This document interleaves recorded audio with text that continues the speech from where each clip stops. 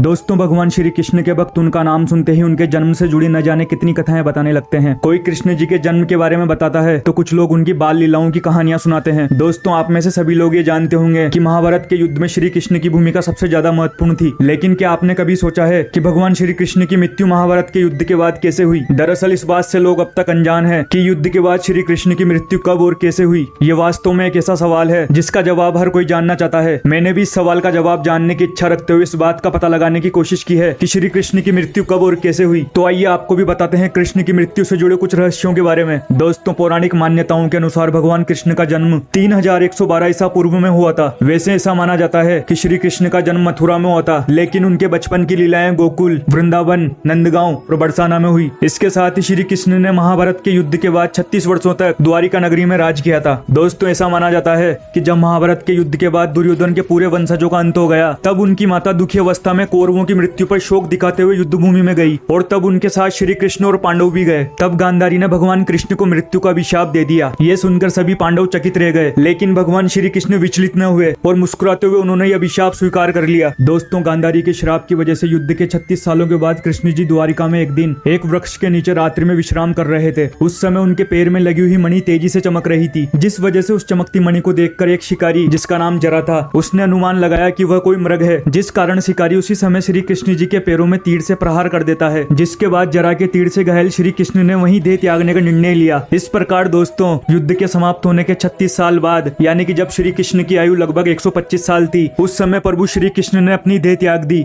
और वापस स्वर्ग लोक को चले गए। दोस्तों, ऐसी मान्यता है कि रामायण काल में श्री राम ने बाली के ऊपर छिपकर प्रहार किया था और जब द्वापर युग में राम जी ने कृष्ण जी के रूप में जन्म लिया, तब बाली ने उनसे बदला लेने के लिए एक शिकारी जरा का रूप धारण किया और कृष्ण जी से बदला लिया। तो दोस्तों, इस प्रकार महाभारत युद्ध के बाद श्री कृष्ण जी की मृत्यु हुई और उन्होंने मनुष्य रूप से भगवान का रूप फिर से धारण कर लिया। आशा करता हूँ कि इस वीडियो से आपको कुछ जानकारी जरूर मिली होगी। तो वीडियो को लाइक करना और चैनल पे नए हो तो चैनल को सब्सक्राइब करना।